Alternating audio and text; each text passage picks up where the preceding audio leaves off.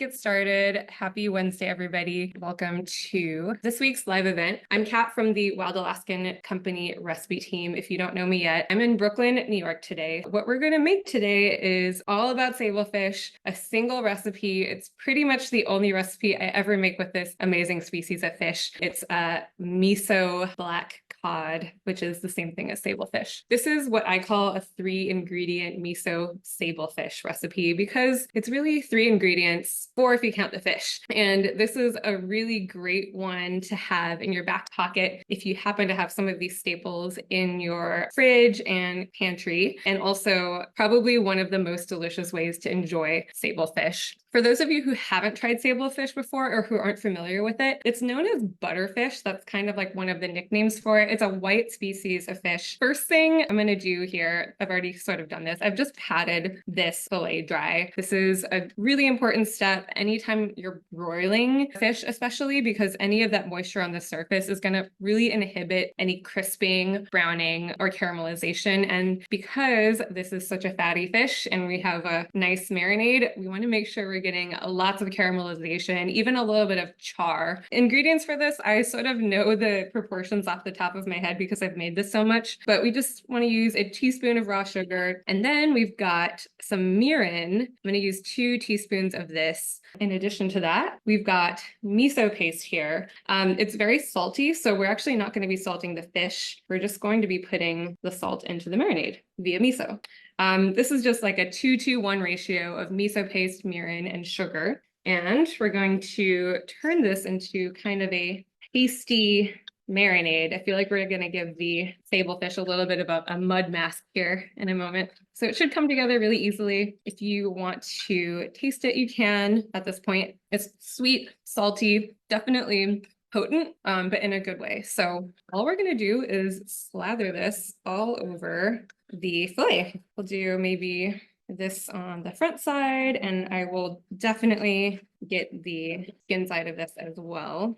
And you can use a spoon or you can really get in there with your hands if you prefer. Ideally, going to let this marinate for at least 15 minutes. In the meantime, I'm going to preheat my broiler. Because this marinade contains sugar multiple ways, in fact. If you remember, we have the mirin and the sugar, and then the miso paste itself even has some sugars in it. It's very much liable to burn underneath a broiler element. So what I like to do for this is usually I have my broiler rack all the way to the top so we get really direct heat with any kind of seafood. I actually moved mine to like that second row, so it's about 8 inches below the broiler element. That'll just help it from getting too blackened. I'm going to set this over here and get my broiler going. My broiler takes a few minutes to heat up. If you have a broiler on your oven, make sure that it's on the highest setting. In the meantime, while that's reheating, I have some cucumbers that I really like to make a fresh cucumber salad with, especially for something that's going to be this rich. What I like to do is take a mandolin and slice cucumbers really thinly and then sprinkle them with a little bit of salt. Slice pretty thin. We're looking at maybe like a quarter thickness. And this is going to become just a really simple, crunchy, fresh cucumber salad to serve when the sablefish is done. I'm sprinkling it with salt, so this is going to pull out some of the moisture from the cucumbers.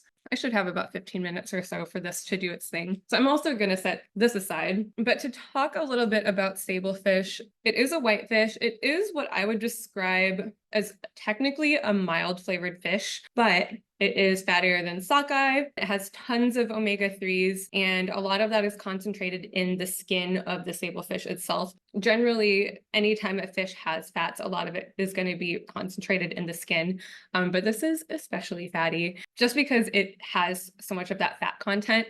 The texture is insane. Once you cook it, it just like flakes off of itself, really big, juicy flakes. Because the skin on the sablefish is so fatty and rich, this is going to crisp up really, really nicely when it's exposed to heat. Let me go ahead and put this under the broiler. I know it hasn't been 15 minutes. It's probably been 6 minutes or something like that. But I'm going to put this under the broiler with the skin side down to start with. And I actually like to flip the skin later so that gets crispy, but we'll keep an eye on that. So this is going to go into the oven now.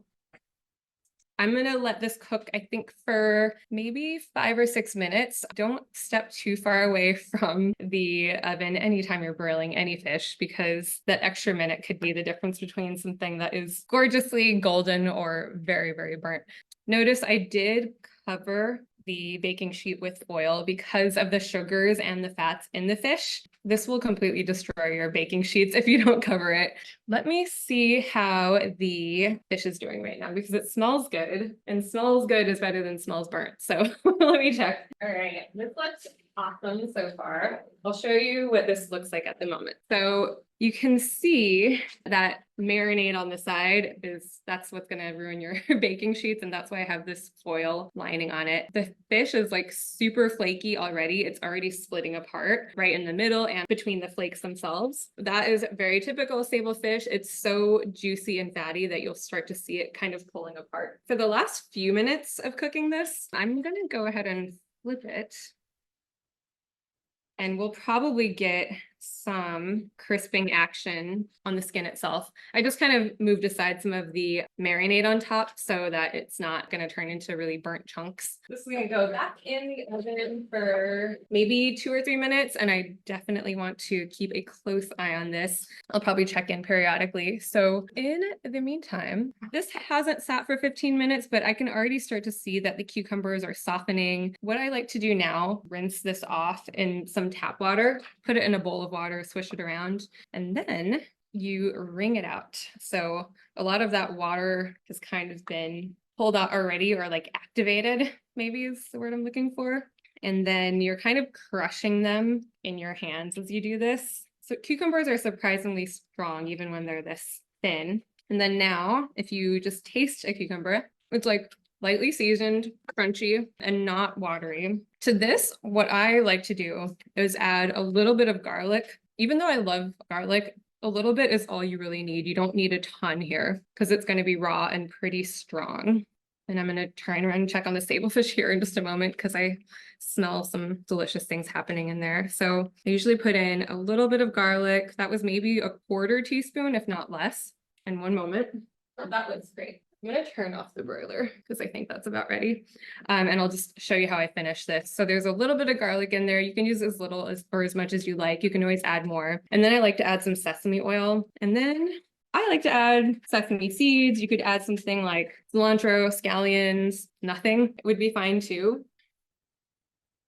And then I just give this a little bit of a toss. And then that's it. Then you have a crunchy, delicious cucumber salad. I like making this cucumber salad for sablefish, especially because this is so fatty. And I know this looks really black on camera, but yeah, I'll probably eat all of that. This part is like a little bit less charred. This maybe I could have pulled out 30 seconds earlier, but honestly, I think this is going to be perfect for me. So with this, sometimes I like to serve it on a bed of rice or a bed of noodles. I'm just going to keep this one really simple. Serve it skin side up with a little bit of fresh cucumbers on the side.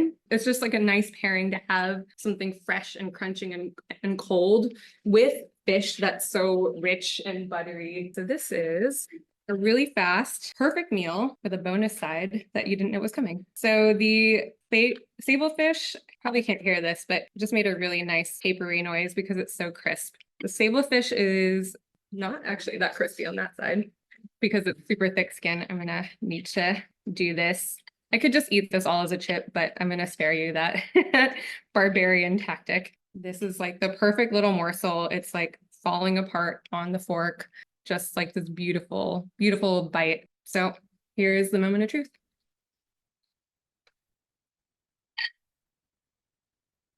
Delicious. I usually just end up pulling the skin off of the fish like this and eating it like a piece of seaweed. Almost looks like seaweed. Even though that was pretty blackened, delicious. Yeah, I think that's it. If you're around next week, I'll be hosting a Back to Basics, Easy Ways to Eat More Seafood event where I share tips, tricks, and some of my pantry staples, ingredient staples, tools that I find make it really easy to cook any seafood anytime. Just all the basics that you didn't know you needed. Thank you for being here, everybody. Live wild.